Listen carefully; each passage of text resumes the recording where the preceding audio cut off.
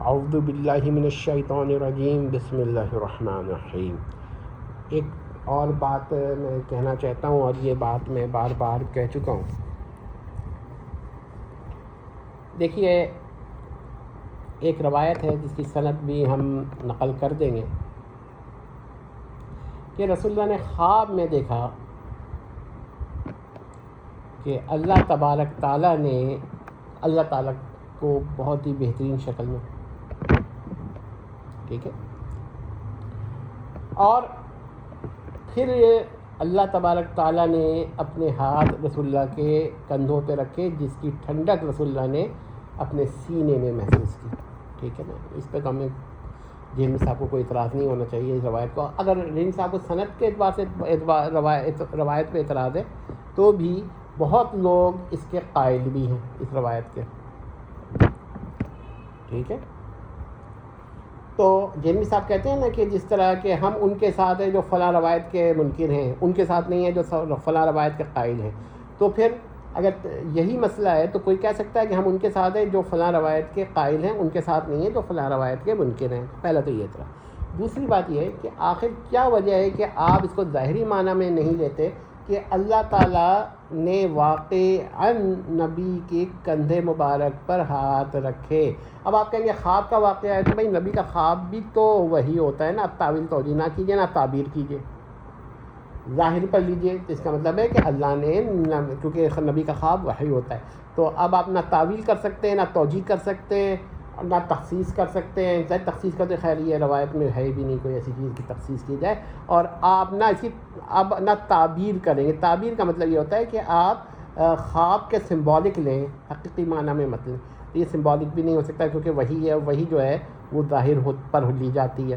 تو اب آپ مجھے بتائیے کہ اللہ نے نبی کے کندھوں پہ ہاتھ رکھا، تو اس کا مطلب ہے کہ physical touch, physical contact, physical touching یہ باری تعالیٰ کرنے پہ قادر ہے۔ تو اگر اللہ تعالیٰ کسی جسم کو چھونے پہ قادر ہے، ٹچ کرنے پہ قادر ہے، مس کرنے پہ قادر ہے، تو پھر اس کا مطلب ہے انسان بھی اللہ تعالیٰ کو چھو سکتا ہے۔ یہ نہیں کہہ رہا کہ چھونے پہ قادر ہے مگر چھونا اس کا ممکن ہے۔ تو چھونا اور چیز ہے، چھو سکنا اور چیز ہے۔ یعنی انسان خدا کو چھو سکتا ہے، خواہ چھونے کی قدرت رکھے یا نہ رکھے، یہ ایک الگ بحث ہے۔ تو اس کا مطلب ہے کہ جہلمی صاحب یہ اس کے قائل ہوں گے کہ اگر اللہ تعالیٰ انسان کو قدرت دے دے تو وہ اللہ کو چھو سکے۔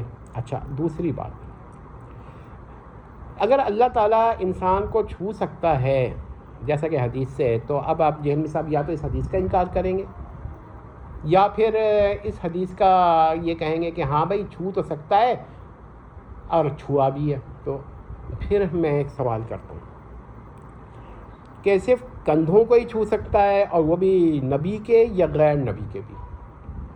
یہ سوال ہے۔ اور صرف کندھوں کے علاوہ بھی اگر کوئی جسم کا حصہ اللہ تعالیٰ چھو سکتا ہے تو کون کون سے حصے ہیں جن کو چھو سکتا ہے اور کون کون سے حصے ہیں جن کو نہیں چھو سکتا؟ یہ ساری تفصیل جہلمی صاحب کو بتانی پڑے گی۔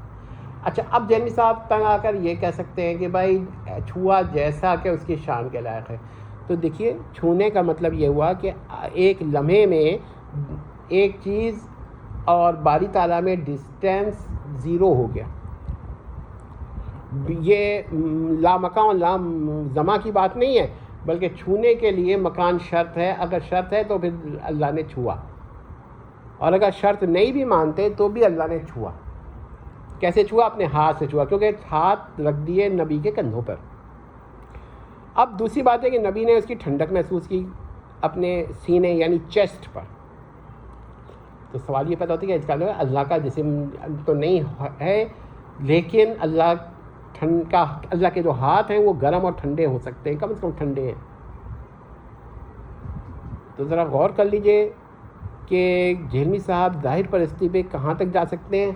ہاں، یہ کہہ سکتے ہیں جہلمی صاحب کہ اللہ تعالیٰ جو ہے وہ اس کے جو خواب میں اس طرح کا دیکھنے کی روایت ہے وہ باطل ہے، روایت پہ اعتراض کرتے ہیں۔ تو ہم یہ کہتے ہیں کہ کچھ لوگوں نے تو اس کو صحیح بھی تسلیم کیا ہوگا نا، تو ہم ان کے ساتھ کیوں نہ ہو جائیں، اور جو غلط کہہ رہے ہیں ہم ان کے ساتھ کیوں ہوں؟ جیسا کہ جہلمی صاحب نے بھی حضرت معاویہ کے بارے میں جب مسئلہ ہوا تو کہہ دیا کہ ہم ان لوگوں کے ساتھ ہیں جو حدیث کو غلط کہہ رہے ہیں ان کے ساتھ نہیں ہے جو حدیث کو صحیح کہہ رہے ہیں. تو اگر اس کا الٹ کیوں نہیں ہو سکتا؟ ہم اس حدیث پہ تو بات نہیں کر رہے، ہم تو اس حدیث پہ بات کر رہے ہیں. تو غور کر لیں، سمجھ لیں. اگر بات مسائل سمجھ میں آ جاتے ہیں تو بہت اچھی بات ہے، اور اگر نہیں آتے ہیں تو پھر ہم سمجھانا چاہیں گے ایسے لوگوں کو کہ کس طرح مسائل ان کے سمجھ میں آ رہے ہیں اور کس طرح مسائل ان کی سمجھ میں نہیں آ رہے ہیں.